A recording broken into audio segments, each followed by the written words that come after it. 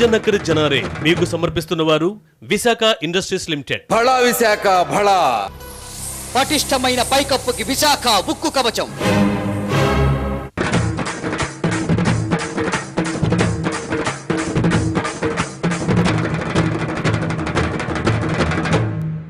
బాగున్నావా సారు?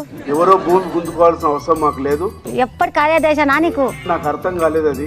బాగున్నావా అని అడిగిన. మేము పోలేదు కదా. బాగున్నావా అంటే ఏమేమో చెప్పబడుతుంది. ఎందుకు చెప్తామండి? ఏం చెప్తావో చెప్పు, నువ్వే చెప్పు. అటు హోం మంత్రి గారు మా మేనత్త. సబితమ్మ మీ అత్తనా? అబ్బాబ్బా ఎంత గొప్ప కుటుంబం సార్ మీది.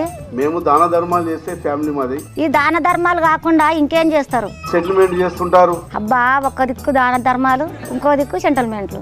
బాగుంది సార్ మేము బ్యాక్గ్రౌండ్. రంగారెడ్డి జిల్లా ప్రజలంతా కూడా ఎంతో అభిమానంతో చూస్తున్నటువంటి కుటుంబం మాది. అంత గొప్ప పేరు సంపాదించారు కదా మరి. అది సరే గాని 5 ఎకరాల సంగతి ఏంది?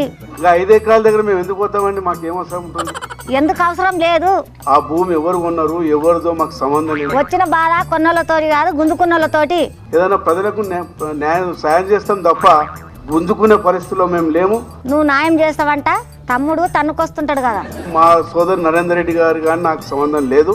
మీకు దేనితోటి సంబంధం ఉంది? మేము దాన ధర్మాలు చేసే వ్యక్తులము. ఒట్టేసి చెప్పు, నిజంగా దాన ధర్మాలతోటి సంబంధం ఉన్నదా? మాకు ఎలాంటి సంబంధం లేదు. మరి రంగారెడ్డి జిల్లాకు మీకు ఏమి సంబంధం? రంగారెడ్డి జిల్లాలో మాది చాలా పెద్ద కుటుంబము. అదే నేను అంటున్నా.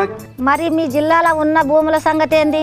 ఏ గ్రామానికి పోయినా మా పేర్లు చెప్తుంటారు. మీ పేర్లు ఏమని చెప్తుంటారు? మా జిల్లాలో మొత్తం భూమి అంతా కూడా దోచుకు తింటున్నారు. ఎవరు దోసుక తింటుండ్రు? మా సోదరు నరేందర్ రెడ్డి గారు. అట్లా చేసుడు తప్పు కాదా? కేసులు పెడతారా? ఏ పనిష్మెంట్ ఇస్తారో చేసుకోండి. పనిష్మెంట్ అంటే ఏముంటది గానీ ఓడగొట్టుడు ఒక్కటే ఉంటది. ఏదానికైనా మేము సిద్ధంగా ఉన్నాం. అది నీ గుండె ధైర్యం నచ్చింది సారు. అబద్ధాలు ఆడే అవసరం నాకు లేదు, కరెక్టే చెప్తాను. ఇదే మాట కోర్టులో కూడా చెప్పు, బాగుంటది. ఎందుకంటే చెప్పుకోవాల్సిన బాధ్యత మా మీద ఉన్నది. Very good, very good.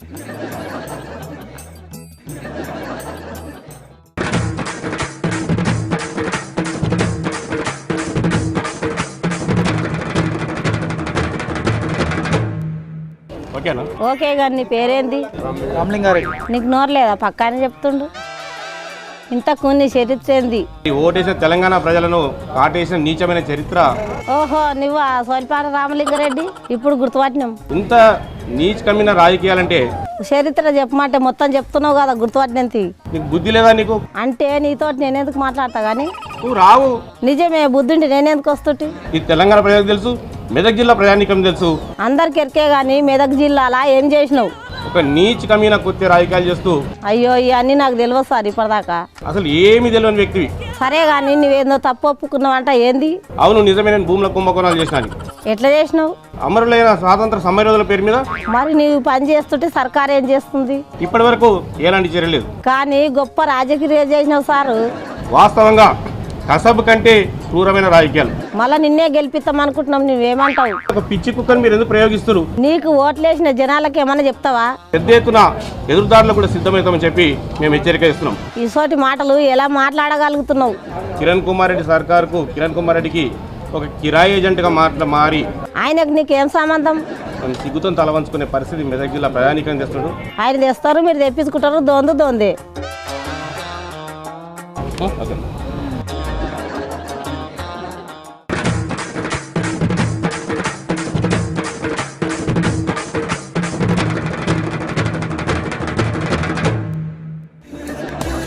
చాలా మంచి సార్ మీరు. నువ్వు చెప్పగలుగుతావు డైరెక్ట్ గా? అబ్బా, డైరెక్ట్ చెప్పాలంటే చాలా కష్టం. నీకు దమ్ము ధైర్యము లేవు సారు. అబద్ధాలు చెప్పేటప్పుడు ఇట్లే చెప్తాను. పరిశ్రమలకు నిరంతరంగా విద్యుత్ సరఫరా చేసిన వ్యక్తి డాక్టర్ వైఎస్ రాజశేఖర రెడ్డి గారు. పూర్తిగా రైతులలో సన్నగిలుతున్నటువంటి ఆశలను మళ్ళీ చిగురింపజేస్తాం. ఏంటయా ఇది? అబద్ధాలు చెప్పేటప్పుడు కాదు, వినేటప్పుడు కూడా ఇట్లే చేస్తాం. నువ్వు సొంతంగా చేసింది ఏం లేదు అక్కడ. నేను చేసేది ఏముంటుంది సార్? రకరకాల విన్యాసాలతో. ఇగో అవి అంటే ఆటోమేటిక్ కారణం ఏంది? ఏం లేదు సార్, సింపుల్. మనిషిని బట్టి అబద్ధం చెప్తాడో నిజం చెప్తాడో గుర్తుపట్టేస్తాడు. మీకు నోరు ఉంది కదా అని చెప్పి ఇష్టం వచ్చినట్టు మాట్లాడటమేనా? లేకపోతే నువ్వు చెప్పే తప్పులా నేను కూడా కూర్చోవాలన్నా? ఎక్కడికి తీసుకెళ్తున్నారు మీరు? నిజాల వైపు. ఫలాని కార్యక్రమాన్ని నేను ఉపయోగపడే కార్యక్రమం చేశాను. అబ్బాయి ఏం రికార్డ్ సార్ మీది? ఎక్కడన్నా కూడా రికార్డు ఉందేమో చూడండి. దాని అర్థం ఏం లేదనే కదా. చూస్తున్నాను సార్. నువ్వు చెప్పే జోక్సులు మస్తులయి. నేను చెప్పింది మచ్చుకు కొన్ని మాత్రమే. అబ్బాయి ఇంకా ఉన్నాయి అని తారా. ఇటువంటివి ఎన్నో ఉన్నాయి. అప్పుడప్పుడు మీరు మంచి పనులు కూడా చేస్తుంటారు కదా. ఎప్పుడు చేశారు? మేము చూడలే కానీ చెప్తే విన్నాం. అంటే వ్యాపారం చేయడం కూడా తప్ప? వ్యాపారము తప్పు కాదు కానీ చీకటి వ్యాపారమే తప్పు. రాజకీయాలలో వ్యక్తిగతంగా దిగజారుడు తనం ఉండకూడదని చెప్పే మేము ఆలోచన చేస్తూ ఉన్నాం. ఇప్పటికన్నా అట్లా లేకుండా ట్రై చేసిరు కాంతు. ఉన్నది కదా మాకు ఒక సిస్టము. అదే ఆ సిస్టమే వద్దంటున్నాం. మళ్ళీ వచ్చినప్పుడు అన్ని ఈజీగా చెప్పాలా నువ్వు.